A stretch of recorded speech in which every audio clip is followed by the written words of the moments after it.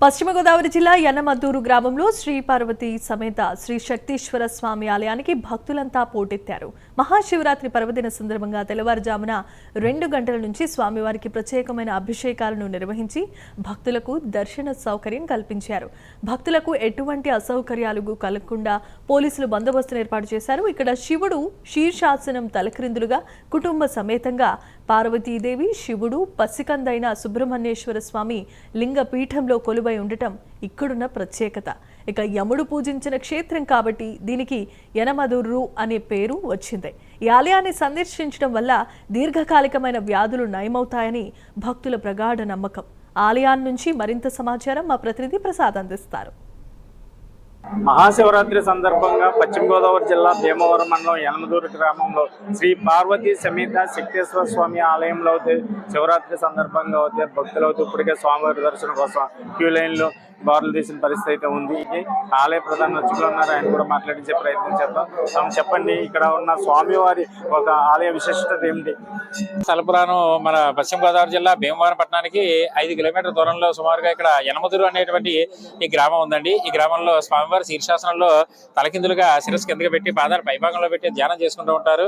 అమ్మవారు పార్వతీదేవి ఒడిలో కుమారస్వామి చంటిబిడ్డను ఎత్తుకుని 3 నెలల చంటిబిడ్డను ఎత్తుకుని కుమారస్వామితో సహా కుటుంబ సమేతంగా ఒకే పీట మీద ఉండడం ప్రత్యేకత అండి. ఇక్కడ ఈ ఆలయం ఎలాగంటే పూర్వకాలంలో ఇదంతా కూడా చరిత్ర ప్రకారంగా దండకారణ్యంగా ఉండేదండి. ఈ అరణ్యంలో మునీశ్వరులు యజ్ఞయాగాలు పూర్వకాలంలో ఇదంతా కూడా కార్యక్రమాలు, హోమాలు, అటువంటి యజ్ఞాలు చేస్తూ ఉండేవట. ఆ సమయంలో శంభరాసుడు అనే ఒక రాక్షసుడు వీరి యొక్క తపస్సుకి భంగం కలిగించడం వల్ల అలకాలలో చేస్తూ ఉండడం వల్ల ఆయన్ని సంహరించే శక్తి ఎవరి వల్ల కూడా కాకపోతే యమధర్మరాజు యుద్ధం చేశారండి. పూర్వం చేస్తే స్వామివారి ఈ శీర్షాసనంలో యోగనిష్ట ఉన్నారు కాబట్టి ఈ యమధర్మరాజు శక్తి సరిపోగా శివుడి గురించి తపస్సు చేశారట. చేస్తే స్వామివారి తపస్సులో ఉండడం వల్ల అమ్మవారు భూలోకంలోకి చంటిబిడ్డను ఎత్తుకుని బాలిద్రాలుగా వచ్చి ఆ యముడికి శక్తిని వరం ఇచ్చి సంహరించమని అమ్మవారు వచ్చి కూర్చుందండి ఇక్కడ. అంచేత ఆ రాక్షస సంహారం యమధర్మరాజు సంహారం చేసి ఇక్కడ స్వామివారు అమ్మవారి కుటుంబ సమేతంగా ఆయనకంటే ఒక ప్రత్యేకంగా దేవాలయం కానీ ఒక పూజ కానీ యమధర్మరాజుకి గుడి అంటూ ఉండదండి ఈ భూలోకంలో.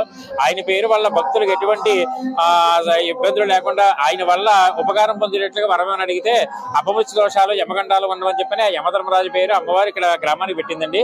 అంచేత పూర్వకాలంలో ఈ గ్రామ పేరు యమునాపురం, అమ్మవారు పెట్టిన పేరు యమునాపురం. కాలక్రమంలో యమపురిగా నేడు యనమదురు అనే పేరుతో పిలువబడుతోందండి. ఆలయానికి తూర్పు వైపున శక్తిగుండం అనే మంచినీళ్ళ చెరువు ఉందండి. చెరువు పేరు శక్తిగుండం అండి. కాశీగంగా అంతర్వాహినిగా ఈ చెరువులో ప్రవహిస్తూ ఉంటుంది. స్వామివారికి మహా నైవేద్యానికి ఆ నీళ్లు పెట్టే ఉండితేనే తప్ప వేరే నీటితో స్వామివారికి నైవేద్యం ఉడకనుంది. దక్షిణ కాశీగా పేరండి ఇక్కడ క్షేత్రం. మహాశివరాత్రి నాడు స్వామివారికి ఏ అభిషేకాలు చేస్తూ ఉంటారు? ఇక మహాశివరాత్రి రోజునే ఉదయం 2 గంటల నుంచి స్వామివారికి రుద్రాభిషేకాలు చేయడం మొదలు పెట్టామండి. అలాగే దూర ప్రాంతాల నుంచి కూడా వచ్చే భక్తులకు ఎటువంటి అసౌకర్యాలు లేకుండా అన్ని ఏర్పాట్లు చేసుకున్నారు. అలాగే సాయంత్రం 6:30 స్వామివారి కళ్యాణం, శాంతి కళ్యాణం జరుగుతుందండి. అలాగే రేపు ఉదయం 2వ రోజున రథోత్సవ కార్యక్రమం అంగరంగ వైభవంగా జరుగుతుంది. 3వ రోజున తెప్పోత్సవ కార్యక్రమం శక్తిగుండం చెరువులో హంసవాహనంపై స్వామివారి తెప్పోత్సవ కార్యక్రమం కూడా జరుగుతుందండి. స్వామివారి సుమారు ఇక్కడ ఉత్సవాలు ఎన్ని రోజులు నిర్వహిస్తున్నారు? అలా ఎటువంటి సౌకర్యాలు కల్పించారు? స్వామివారి ఉత్సవాలు 3 రోజులు జరుగుతాయండి. మహాశివరాత్రి శుభ సందర్భంగా శివరాత్రి రోజున స్వామివారి సాయంత్రం 6 గంటలకి శాంతి కళ్యాణం జరుగుతుంది.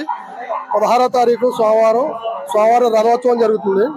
17వ తారీఖు మంగళవారం సాయంత్రం స్వామివారి తెప్పోత్సవం జరుగుతుంది. 3 రోజులు ఉత్సవాలు జరుగుతాయి. ఈ కార్యక్రమాలకి వచ్చే భక్తులకి మా గ్రామ ప్రజల సహాయ సహకారాలతోటి, మా కమిటీ మెంబర్స్ మేమంతా కూడా మా సహాయ సహకారాలతో భక్తులకి దూర భక్తులకి ఉదయం అల్పాహారం పెట్టి ఇంకా వాటర్ బాటిల్ అన్ని అందించి స్వామివారి ఆశీస్సులు మాకు ఉండాలని.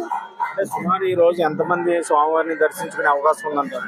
ఒక 4,000 నుంచి 5,000 దాకా సుమారు వచ్చే అవకాశం ఉందండి. భక్తులు కూడా ఉన్నారు, వాళ్ళని కూడా మాట్లాడించే ప్రయత్నం చేద్దాం. చెప్పండి, ఇక్కడ ఎలా ఉంది, ఏర్పాట్లు ఎలా ఉన్నాయి ఏంటి? కమిటీ వాళ్ళు చేసే ఏర్పాట్లు అయితే బాగుంటాయండి. క్యూ లైన్లలో చిన్న వాటర్ ప్యాకెట్లు, అలాగే చంటిపెట్టలతో ఉన్న వాళ్ళకి క్యూ లైన్ పాటించకుండా పెద్దవాళ్ళు కానీ రోజులు కానీ సైడ్ నుంచి లోనకి స్వామివారి దర్శనానికి పంపిస్తారు. అలాగే ఎన్నో గ్రామాల నుంచి కూడా వచ్చే దూర ప్రజలకి పైన గ్రామస్తులందరూ కలిపి అల్పాహారం పాలు గట్రా రెడీ చేస్తారు. అలాగే స్వామివారికి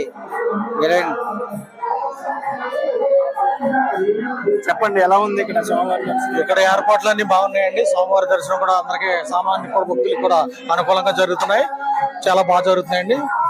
ఇక్కడ నుంచి వచ్చారు? మేము ఇక్కడ లోకల్ భీమవరం అండి. ఎలా ఉంది?